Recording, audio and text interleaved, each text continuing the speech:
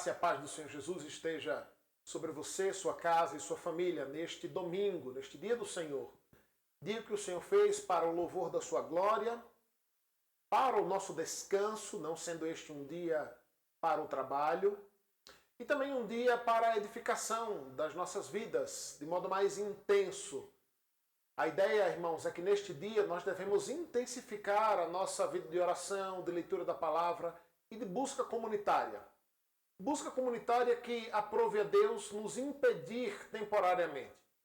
Nós já passamos de 4 meses reunindo-nos em casa, distantes uns dos outros, em meio à luta contra esta pandemia gerada pelo coronavírus. Mas aqui estamos, mais uma vez, por meio do canal da Igreja Presbiteriana em Cidade de Dutra, para conduzir a mim e a você a este momento devocional com o nosso Deus. E vamos fazer isso, dar início a isso, lendo a palavra de Deus, registrado no Salmo 138. Todos os domingos temos lido um dos salmos, começamos lá no primeiro e chegamos hoje ao Salmo 138, este que é um salmo de Davi. Diz assim a palavra do Senhor: Render-te-ei graça, Senhor, de todo o meu coração. Na presença dos poderosos te cantarei louvores. Prostrar-me-ei para o teu santo templo e louvarei o teu nome, por causa da tua misericórdia e da tua verdade, pois magnificaste acima de tudo o teu nome e a tua palavra. No dia em que eu clamei, tu me acudiste e alentaste a força da minha alma. Render-te-ão graças, ó Senhor, todos os reis da terra, quando ouvirem as palavras da tua boca, e cantarão os caminhos do Senhor, pois grande é a glória do Senhor. O Senhor é excelso, contudo atenta para os humildes. Os soberbos, ele os conhece de longe. Se ando em meio à tribulação, tu me refazes a vida, estendes a mão contra a ira dos meus inimigos. A tua destra me salva. O que a mim me concerne, o Senhor levará a bom termo. A tua misericórdia, ó Senhor, dura para sempre. Não desampares as obras das tuas mãos. Vamos louvar a esse Deus cantando o hino de gratidão. O hino de número 62 do nosso hinário. Vamos louvar a Deus nesta hora, cantando a Ele.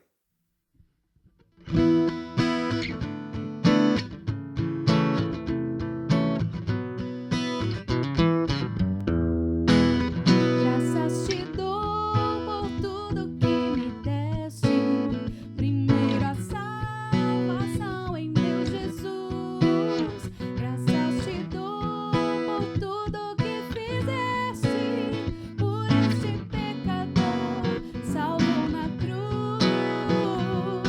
Graças, graças, mil graças a ti, meu Salvador. Graças, graças, mil graças por teu precioso amor. Eu te agradeço a bênção do trabalho e do meu lar que alegra o meu viver. Adoração paterna quando falo, provando o seu amor pelo meu ser. Graças, graças, mil graças a ti, meu Salvador. Graças, graças, mil graças por teu precioso amor. Eu te agradeço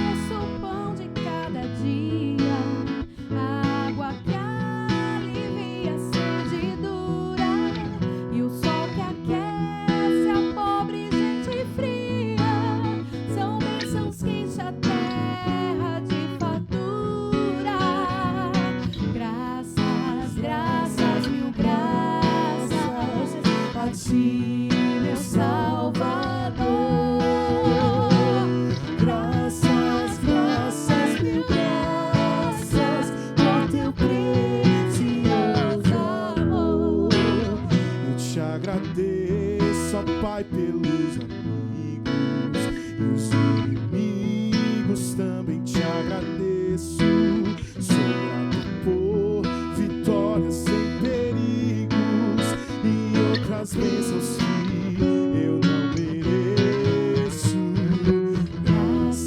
Graças, graças, mil graças a ti, meu Salvador. Graças, graças, mil graças por teu precioso amor. Te agradeço por me libertar e salvar, por ter morrido em meu lugar. Te agradeço, eu te agradeço, Jesus, te agradeço, te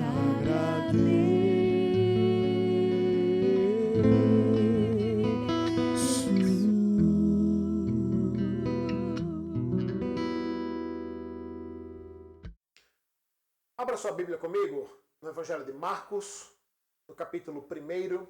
Nós iremos ler dos versos 40 até o verso 45. Marcos, capítulo 1, do 40 ao 45, é o texto da exposição desta noite. Nós estamos dando continuidade à série de sermões que temos intitulado Evangelho Puro e Simples, exposições do Evangelho de Marcos. E hoje chegamos a esta perícope, a este bloco do Evangelho, ainda no capítulo 1, é o último bloco do capítulo 1. Na nossa próxima exposição já passaremos para o capítulo 2. E hoje então veremos essa que é uma das narrativas de mais um milagre realizado pelo Senhor Jesus, mais especificamente a cura de um leproso. Diz assim a palavra do Senhor, Marcos capítulo 1, do verso 40 ao 45. Aproximou-se dele um leproso, rogando-lhes de joelho: se quiseres, podes, purifica-me.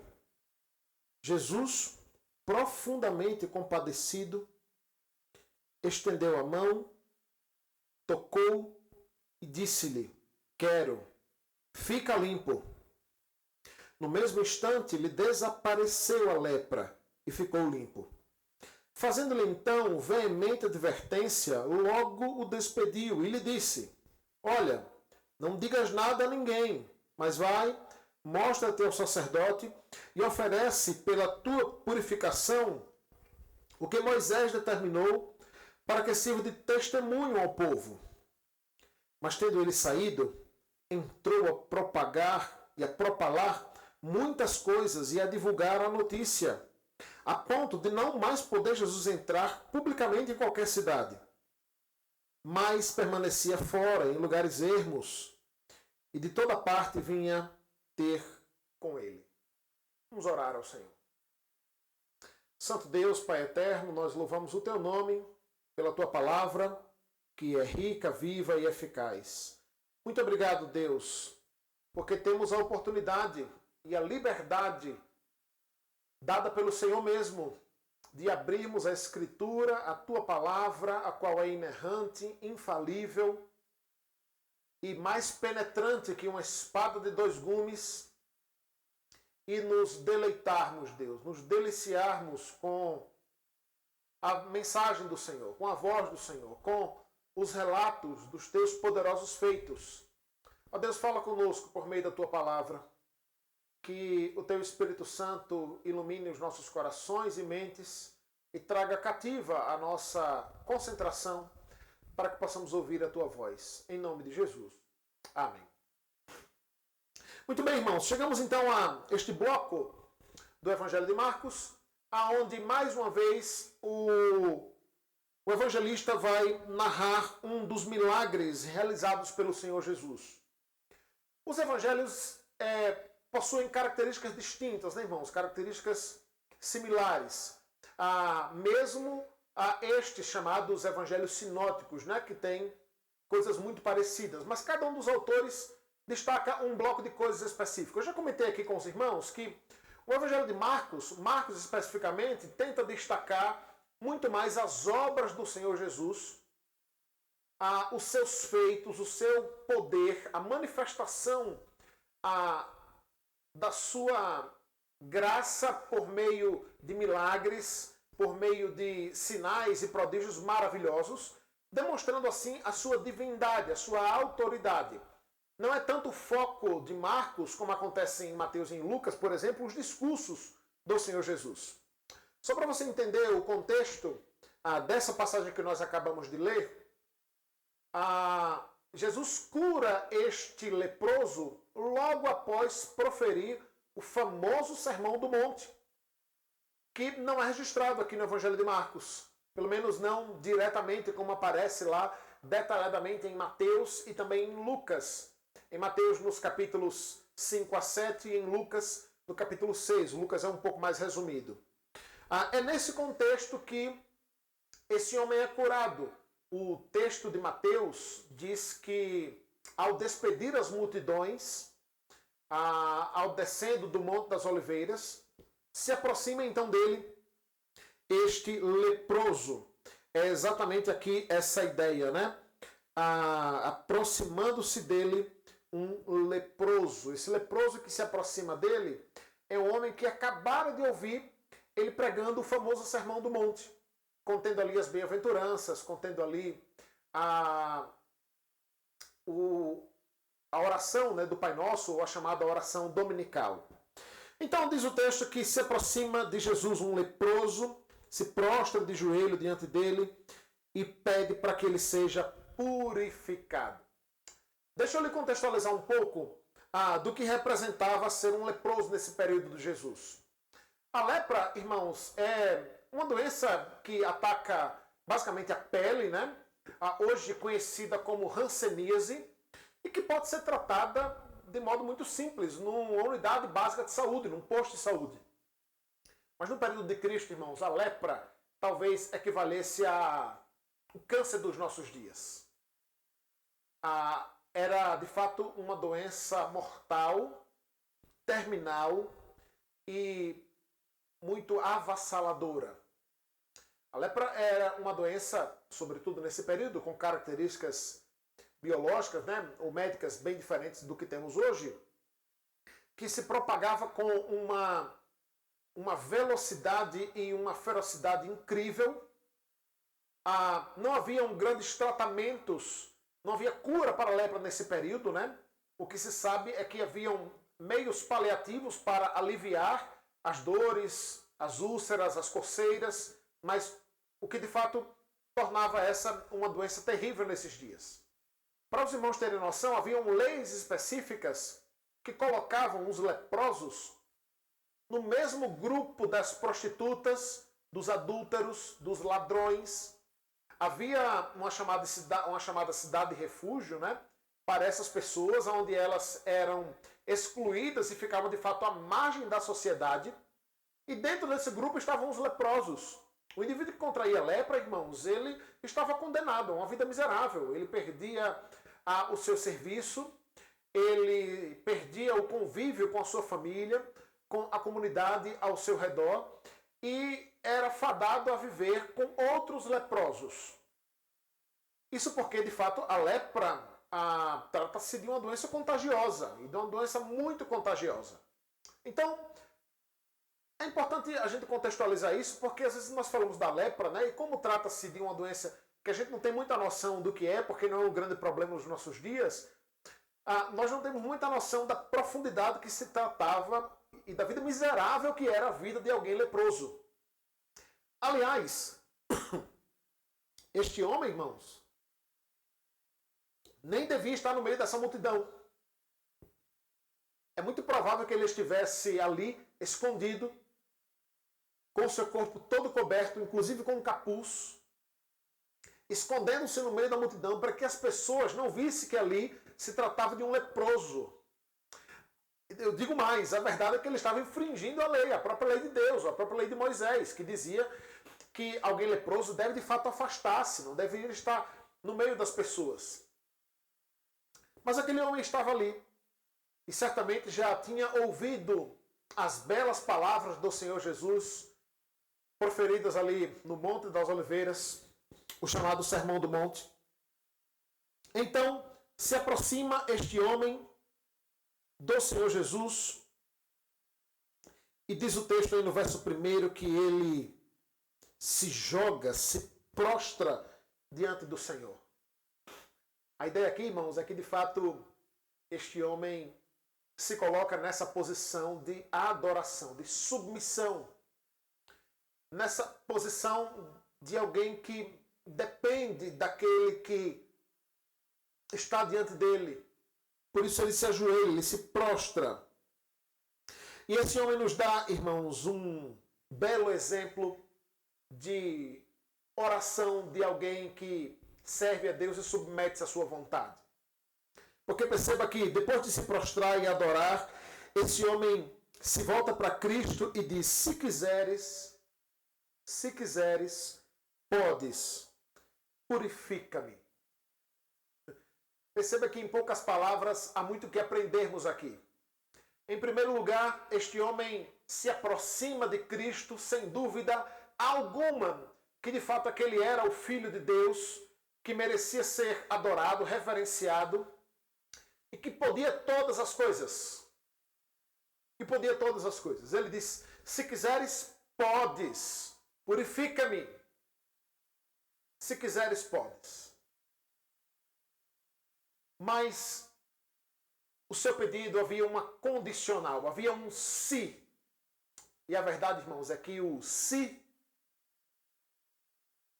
único se válido em nossa oração deveria ser a submissão à vontade de Deus.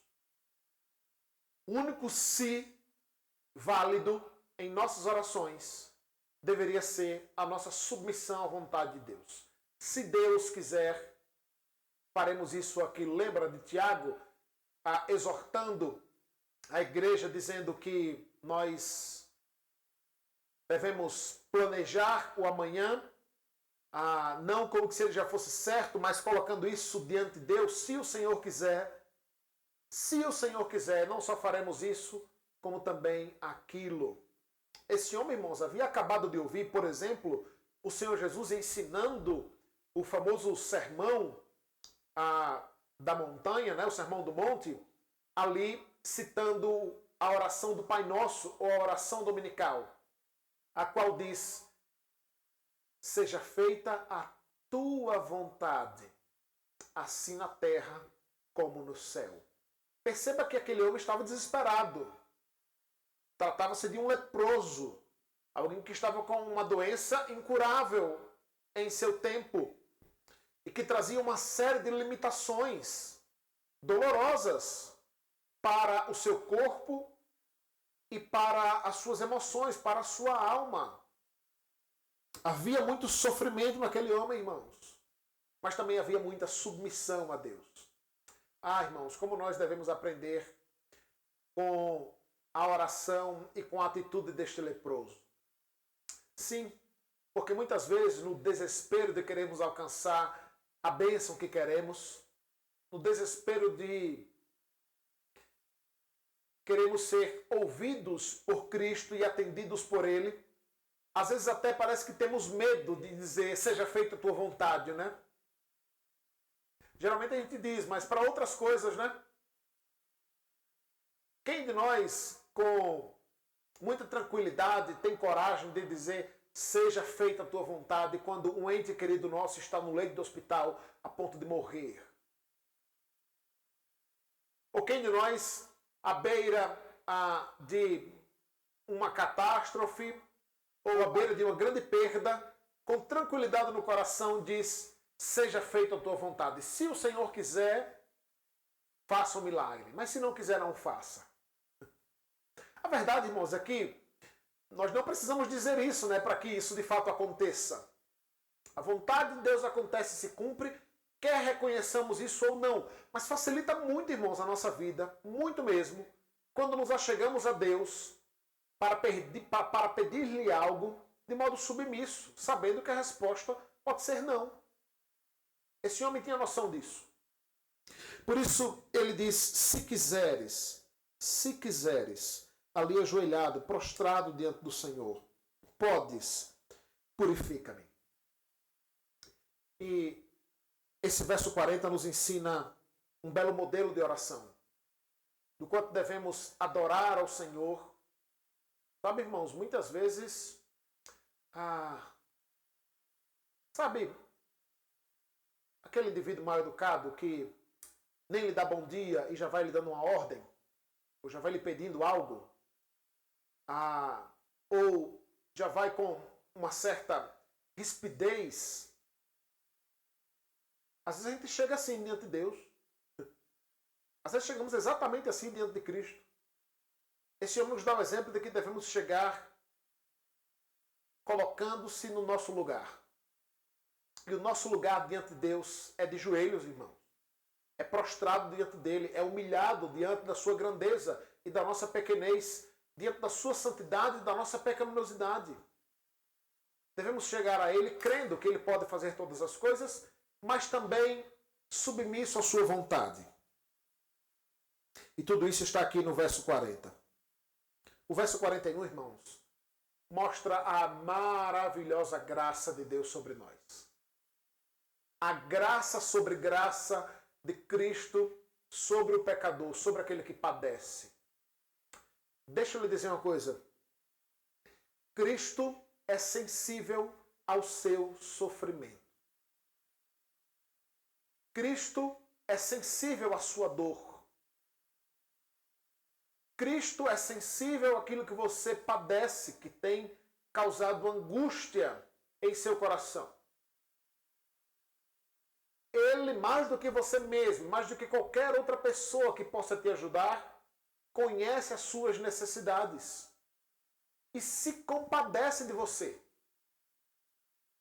Sabe, irmãos, tem uma canção que nós iremos cantar logo após a mensagem, que diz que apesar dessa glória que tens, tu te importa comigo também. Tu és tremendo. Essa frase, irmãos, na teologia, aponta para a imanência e transcendência de Deus. Aponta para esse Deus que é grande, maravilhoso, criador, governador e controlador de todo o universo. Mostra esse Deus maravilhoso que está em todos os lugares do universo, controlando todos os planetas, inclusive aqueles que não conhecemos. É aquele Deus que não há uma só partícula do universo que ele não possa tomar para si e dizer, é meu. E ao mesmo tempo é esse Deus que colhe as nossas lágrimas. Ao mesmo tempo ele é esse Deus que sonda os nossos corações, que conhece a nossa dor, que se importa conosco e que zela por nós e que se compadece de nós. Veja que magnífica a expressão registrada por Marcos no verso 41, que é a reação de Cristo a essa petição deste homem leproso. Diz o texto que Jesus, profundamente compadecido, estendeu a mão, tocou e disse-lhe, quero, fica limpo. Sabe, irmãos, eu costumo dizer que sempre que eu falo sobre milagres, e esse é um tema que me interessa muito na Escritura, eu costumo enfatizar que o objetivo principal, central do milagre, não é atender ao indivíduo em si, mas é dar glórias a Deus. Sobretudo nesse período bíblico, mais ainda nesses 3 anos de ministério do Senhor Jesus, dá para dizer, sem medo de errar, e a gente vai ver isso mais à frente, que o principal objetivo de Cristo realizar milagres e ações sobrenaturais era para, de fato, provar que ele era o Filho de Deus encarnado e para que aquilo servisse de testemunho para o povo, de testemunho para aqueles que vissem exatamente o que está no final do verso 44. Mas isso não quer dizer que ele não se importasse com as pessoas. Isso não quer dizer que ele não olhasse com compaixão, com misericórdia, colocando-se no lugar do outro. Afinal de contas, foi exatamente isso que ele veio para fazer aqui, colocar-se em nosso lugar. Não só na sua morte, mas na sua vida. E diz Marcos que ele ficou profundamente compadecido. A ideia não é outra aqui, irmãos, senão a ideia de Jesus olhando para aquele homem e, de fato, se compadecendo dele, tendo compaixão, misericórdia, quase que sentindo a dor dele, sondando o seu coração. Como judeu, Jesus sabia o que significava a vida de um homem leproso. E diz o texto que essa compaixão de Cristo, neste caso específico, redunda numa resposta direta, positiva e imediata da oração deste homem. Diz o texto que Jesus toca este homem e disse, quero. O homem havia perguntado, se quiseres, Senhor. E Jesus que responde, eu quero, eu desejo, eu tenho interesse, intenção em curar-te. Aqui é a ideia. Fica limpo. Só deixa eu abrir um parêntese aqui, porque a gente vive muito nessa geração e nesse tempo do palpável, né? Daquilo que se toca, do amuleto, daquilo que se vê. E vale salientar neste ponto que o que curou aquele homem não foi o toque de Jesus. Não foi o toque de Jesus. Você já parou para pensar que naquela passagem onde Jesus diz que alguém lhe tocou e ele sente que dele saiu poder, e a gente sabe que tratava-se ali da mulher do fluxo de sangue e ela é curada, a ideia ali é que muitas outras pessoas estavam tocando o Senhor Jesus. Muitas outras pessoas tocaram o Senhor Jesus. E nem por isso foram curadas. Porque não era o simples fato de tocar em Jesus que traria cura. Se hoje, irmãos, tivéssemos acesso ao chamado santo sudário, né, ao manto que cobriu o Senhor Jesus quando ele foi morto, isso no máximo teria um valor histórico gigantesco. E é claro, eu queria um pedacinho dele para ter em casa e colocar num quadro. Mas não teria sentido simbólico nenhuma mais, senão histórico. Simbólico. Não há nenhum milagre, nenhum poder no simples fato de tocar Jesus. O que curou esse homem foram as palavras de Jesus.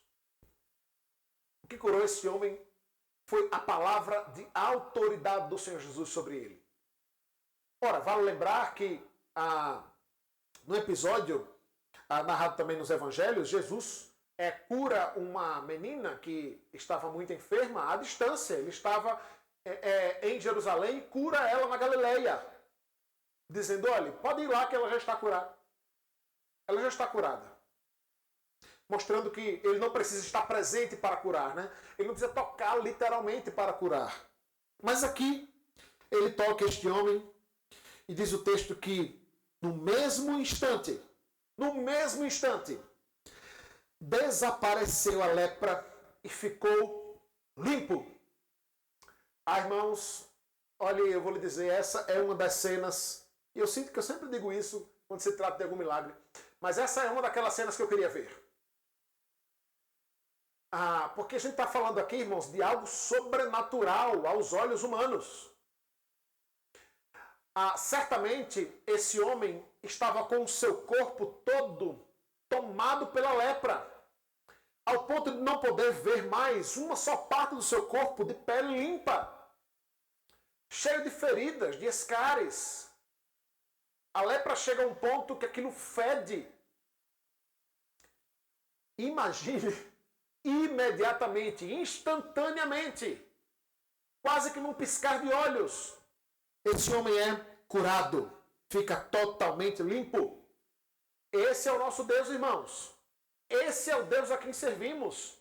Esse é o mesmo Deus dos nossos dias, que com autoridade e poder pode realizar curas, maravilhas, e nós cremos nisso.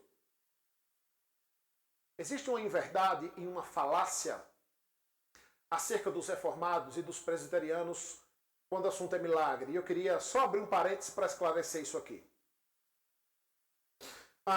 Nós entendemos que houve um tempo onde Deus capacitou algumas pessoas para realizarem curas e milagres. E entendemos que, biblicamente falando, esse tempo se resumiu ao período apostólico. Os apóstolos tinham de fato poder e alguns deles tinham o chamado dom da cura. A capacidade, o dom, o presente de Deus de curar pessoas. Assim como você tem o dom da fala, o outro tem o dom da interpretação bíblica, o outro tem o dom do ensino. Nesse período, alguns tinham o dom da cura. A gente entende que esse dom ficou no período apostólico. Mas, de modo algum, nós negamos a ação e o milagre, a cura de Deus contínua até os nossos dias. De modo prático, o que eu estou querendo dizer é, pastor, o senhor acredita que existam pessoas que tenham o dom da cura? Não. Não. É muito provável que isso, de fato, tenha encerrado este dom específico e outros tenha encerrado com os apóstolos, com os discípulos. Pastor, o senhor crê que Deus realiza cura nos nossos dias? Olha, irmãos, se eu não crer nisso, é melhor eu abandonar o ministério, abandonar minha Bíblia e deixar de seguir a Cristo. Que cristão é o cristão que não crê que Deus realiza curas, milagres, maravilhas, ações sobrenaturais nos nossos dias, irmãos? É claro que nós cremos nisso. Mas nós entendemos que Ele pode fazer isso através de qualquer pessoa. Qualquer um pode ser usado por Deus para impondo as mãos, orando, intercedendo, ser um canal, um instrumento para que Deus realize cura, milagres, maravilhas e ações sobrenaturais como estas. Nós cremos, irmãos, cremos que Deus pode fazer e que isso continua acontecendo em nossos dias. Este homem então é curado imediatamente.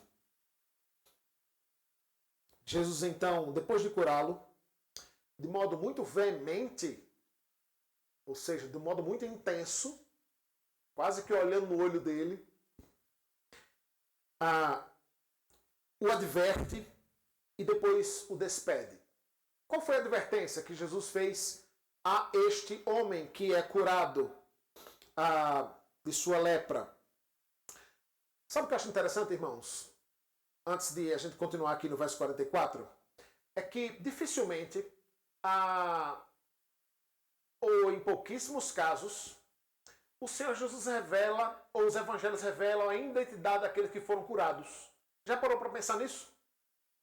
É sempre um leproso, uma mulher com fluxo de sangue, um homem da mão ressequida, um cego, um surdo. O evangelho sempre aponta para a doença, para a enfermidade, e nunca para o nome do indivíduo, para a identidade da pessoa. E eu entendo que isso acontece por uma razão.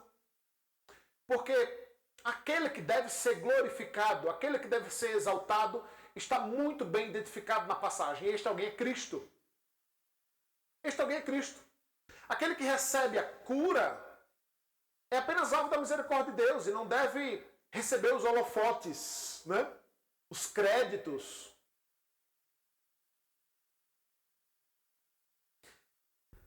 Apesar disso, irmãos, o próprio Senhor Jesus nunca quis esses holofotes. Ele nunca quis esse reconhecimento. O que se segue aqui no verso 44 é um pedido que a gente vê de modo muito recorrente nas Escrituras. É o Senhor Jesus realizando uma cura, um milagre, e basicamente dizendo o seguinte àqueles que foram curados: não contem a ninguém. Não contem a ninguém. Fiquem calados, fiquem quietos, não façam propaganda. Irmãos, como isso é contraditório, né? E, irmãos, nesse caso a gente tem que constantemente avaliar as motivações do nosso coração. Porque num período e num tempo onde as câmeras estão apontadas para nós o tempo todo, num período e num tempo onde as redes sociais são as maiores empresas do mundo, num tempo onde os holofotes, o reconhecimento, o ibope, os likes, as visualizações são extremamente valorizadas em nossos dias, nós olhamos para o Senhor Jesus realizando um milagre e dizendo assim: não falem nada a ninguém. Não falem nada a ninguém. Eu fico a me perguntar quantos de nós, sabe, irmãos? Quantos de nós, se fôssemos usados por Deus para curar alguém, teríamos a mesma atitude? De dizer assim: olha, não falem nada a ninguém. E esse é o primeiro grande objetivo do Senhor Jesus.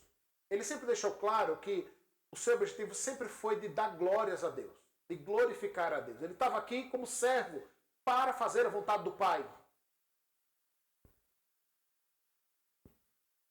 O verso 44 fala como Jesus proferiu essa exortação a este homem outrora leproso, né? E lhe disse: olha, não diga nada a ninguém, mas vai, mostra-te ao sacerdote e oferece pela tua purificação o que Moisés determinou para que sirva de testemunho ao povo. Lembra que eu falei no começo que haviam leis específicas para tratar o leproso? Também haviam leis específicas se porventura o indivíduo fosse curado. Ele deveria voltar, apresentar-se ao sacerdote. O sacerdote faria uma espécie de análise ali, se de fato ele havia sido curado. Ele oferecia um sacrifício a Deus em gratidão àquilo e depois estava liberado para voltar à sua vida comum, né? Aos poucos e ao tempo. É exatamente essa instrução do Senhor Jesus aqui. E é interessante, né? Porque mesmo nesse período de transição que se inicia com o advento do cristianismo, do ministério de Cristo, Cristo, como um bom judeu, cumpridor da lei de Moisés, ordena que esse homem vá e faça a mesma coisa. Para que isso sirva de testemunho para o povo.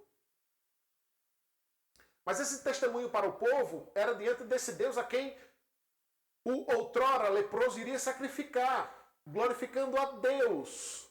Não necessariamente a pessoa de Cristo, vocês entendem? Até porque havia um outro motivo por trás disso, que Cristo não queria revelar-se. Cristo sabia o alarde político e cultural que o seu nome causaria.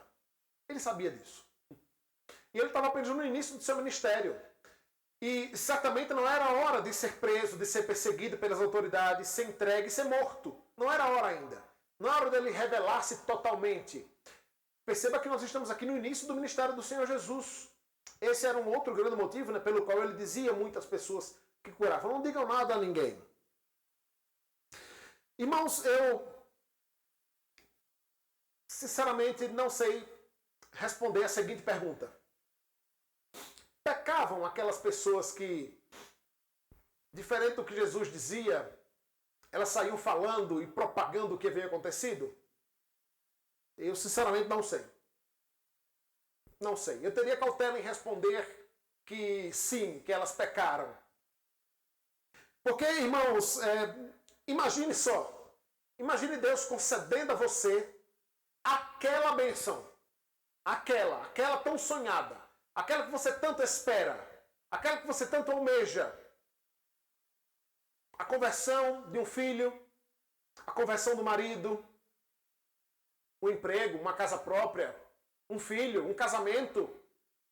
Imagine que Deus lhe dá isso. E fica bem claro que foi Ele que lhe deu. E Ele diz assim: olha, mas não diga nada a ninguém. Não conte nada a ninguém. Você consegue imaginar que difícil pedido é esse? E que difícil missão é essa? A maioria das pessoas não seguiam essa instrução de Jesus, irmãos. A maioria delas saíam dali e faziam exatamente o contrário do que Cristo havia dito. Tamanha era a alegria. Tamanha era o entusiasmo. A mudança em suas vidas. A ideia, irmãos, é que não tem como ser tocado por Cristo e permanecer calado, né? Não tem como ter um encontro com Cristo, ter a sua vida transformada e permanecer em silêncio. E é exatamente isso que esse homem faz, né? Ou melhor, ele não faz exatamente o que Cristo pede, mas faz o contrário. E diz o texto no verso 45 que assim que sai dali, saindo dali, ele entrou a propalar muitas coisas e a divulgar a notícia, a ponto de Jesus não poder entrar publicamente nas cidades. Esse era um excelente publicitário, hein? Em um tempo onde não haviam redes sociais, nem WhatsApp, nem Instagram, nem internet para divulgar uma notícia de modo tão rápido. Esse homem foi tão rápido, tão célere em propagar o que havia acontecido em sua vida, o que Cristo havia realizado em sua vida, o milagre que havia acontecido na vida dele, que todo mundo da cidade ficou sabendo, ao ponto de Jesus não conseguir mais entrar naquelas cidades. E diz o texto que ele já procurava lugares mais isolados.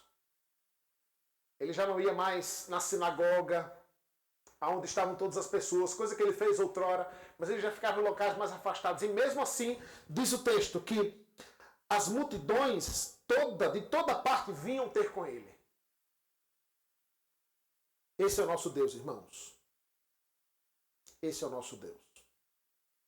E esse é o Deus que continua presente, agindo e atuando em nossos dias.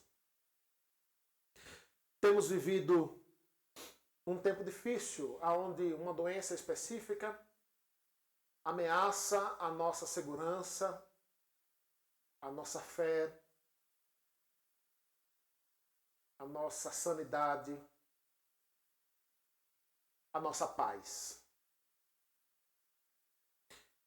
E o que podemos fazer não é outra coisa senão prostrar-nos diante do Senhor, humildemente, ajoelhados diante dele, assim como fez este leproso, e rogar ao Senhor que nos livre, que passe de nós esse cálice, que nos ajude nesses tempos difíceis, submetendo a sua vontade, submetendo-nos ao seu querer, tão somente ao seu querer, crendo que ele pode fazer, pois ele é esse mesmo Deus que apenas com a autoridade de suas palavras curou este homem. Este é o mesmo Deus, irmãos. Mas eu também gostaria de lhe dizer que esse mesmo Cristo que ficou profundamente compadecido da situação deste homem é aquele que também, de modo muito profundo, se compadece do nosso sofrimento, da nossa angústia, se compadece das nossas lutas. Ele sabe exatamente o que você está passando nesse momento. Coisas que você não compartilha com ninguém. Sofrimentos e dores pessoais, íntimas. Ele conhece, se compadece profundamente de você. O que você precisa fazer, assim como esse homem, é se prostrar diante dele. Adorá-lo, independente das circunstâncias. Num olhar rápido, talvez nós nos perguntássemos, será que no lugar deste homem nós teríamos tido a mesma atitude? De, antes de pedir qualquer coisa, se prostrar diante do Senhor, se ajoelhar diante do Senhor para adorá-lo, bendizê-lo, glorificá-lo, reconhecer o seu senhorio sobre nós. Nós precisamos rever a nossa vida com Deus, irmãos, a nossa vida com o Senhor. Crendo sim que Ele pode fazer todas as coisas.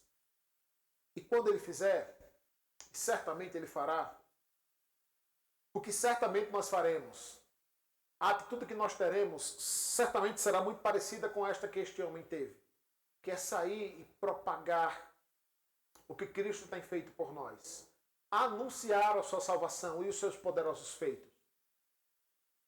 Enquanto isso não acontece, continue clamando, continue buscando e crendo que o maior milagre Ele já operou em nós. O maior milagre, que é o milagre da salvação, Ele já garantiu para nós na cruz do Calvário. Que Ele mesmo nos abençoe, derrame graça sobre nós e faça desta canção uma oração. Enquanto nós cantamos, você poderá aí na sua casa baixar sua cabeça, fechar seus olhos e colocar-se diante de Deus em oração. Cantemos ao Senhor.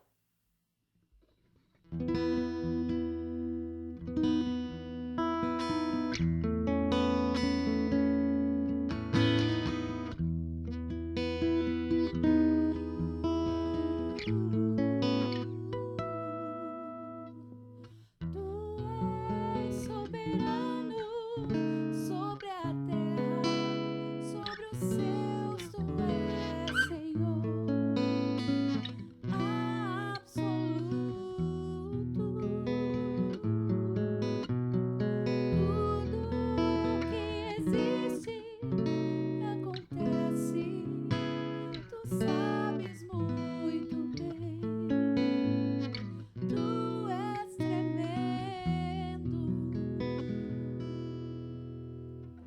és soberano sobre a terra, sobre os céus, tu és Senhor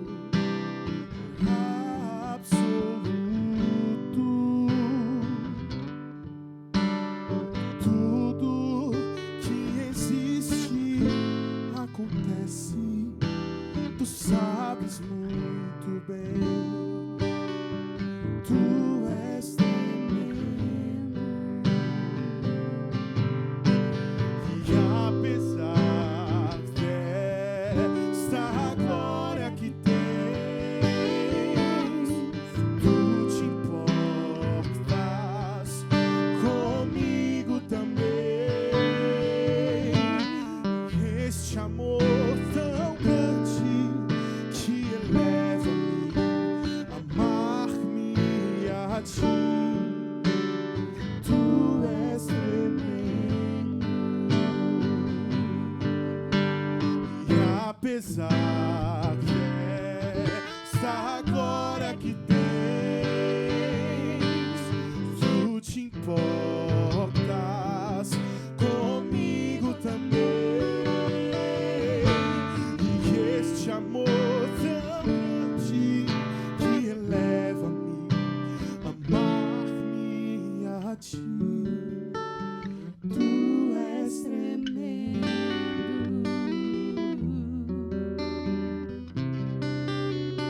Tu és tremendo.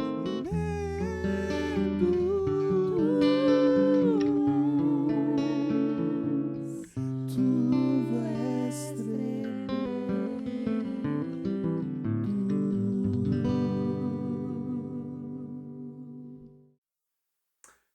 Vamos orar ao Senhor? E depois dessa oração, eu tenho um recado especial a dar a todos vocês, mais ainda aos membros aqui da nossa igreja. Peço que vocês mantenham-se depois da oração para esse aviso importante aqui para a nossa comunidade. Oremos ao Senhor. Pai Celeste, nós louvamos e bendizemos o Teu nome pela Tua palavra, que é rica e eficaz e ensina-nos, Deus, de modo tão diferente. Ó Deus, nós louvamos e bendizemos o Teu nome porque o Senhor é esse Deus que se importa com os nossos sofrimentos, com as nossas dores e que se compadece de nós, Deus, como acabamos de ver e ouvir por meio da Tua palavra. Senhor, que o Senhor nos fortaleça, Deus, e nos dê graça para buscarmos e clamarmos ao Senhor, mesmo em meio a lutas, a dificuldades, a problemas, e que possamos fazer isso com fé, Deus, e que o Senhor, de fato, pode ouvir-nos e atender-nos segundo o Teu querer, segundo a Tua vontade. Ó Deus, pedimos que o Senhor nos desperte, não nos deixe, Deus, sermos tomados pela correria do dia a dia, do trabalho, e colocarmos nisso, Deus, uma desculpa para abandonarmos a comunhão com o Senhor, Deus. Tem misericórdia, Pai, daqueles irmãos que se encontram distantes da Tua palavra, que não lembram um dia que leram um versículo, um capítulo sequer da Tua Escritura. Tem misericórdia, Deus, da vida daqueles que não têm exercito a comunhão com o Senhor por meio da oração. Que o Senhor possa despertar-nos, Deus, e acordar-nos para um tempo novo, um tempo diferente. Ó Deus, quero rogar ao Senhor, de modo especial, sobre esse possível retorno da nossa igreja nas atividades presenciais aos domingos. Que o Senhor dê graça, sabedoria à liderança da Tua igreja e paciência a cada um dos irmãos para entender que esse é um tempo diferente. Ó Deus, e que esses cuidados de fato sejam tomados, não por medo, pois não temos o que temer com o Senhor no barco, mas por prudência, Deus, sabedoria e, sobretudo, cuidado com o rebanho que é do Senhor. Agora, despede-nos com a Tua bênção e Tua paz para a Tua glória mesmo. E o amor de Deus, nosso eterno e bondoso Pai, a graça de nosso Senhor e Salvador Jesus Cristo, o poder, a comunhão e as eternas consolações do Espírito Santo estejam sobre todos vós, povo de Deus, aqui em toda a face da terra, desde agora e para sempre. Amém. Irmãos, nós louvamos a Deus pelos seus poderosos feitos. antes dessa gravação, os irmãos a esse ponto já sabem que essa mensagem é gravada. Eu comentava aqui com o Márcio o quanto essa pandemia serviu como instrumento de Deus para alertar-nos acerca de algumas coisas. Esse canal do YouTube, por exemplo, não existiria não fosse essa pandemia que nós vivemos. Foi a necessidade que fez com que esta ferramenta extremamente essencial e muito utilizada nos nossos dias surgisse. E os irmãos não têm noção do quanto esta ferramenta, irmãos, tem sido utilizada por Deus para trazer crescimento, edificação e evangelização a muitas pessoas. E nós louvamos a Deus por isso.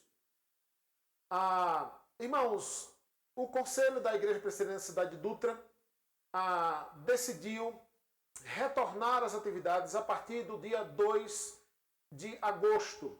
A partir do domingo que vem já, esse domingo agora que virá, nós já iremos iniciar as nossas atividades com cultos, apenas cultos, às 10 da manhã e também às 19 horas. 10 da manhã e 19 horas.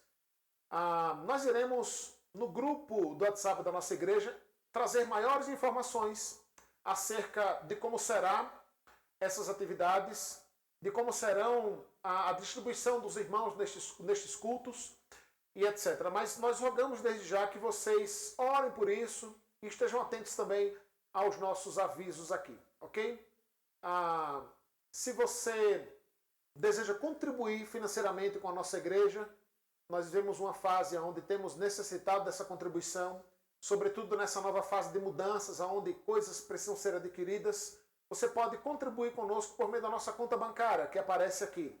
Se você é membro da nossa igreja, você deve fazer os seus dízimos e ofertas por meio desta conta também. E nós rogamos que você continue orando por nós e pedindo a direção de Deus sobre cada um de nós. Que Deus assim te abençoe e te dê uma boa semana.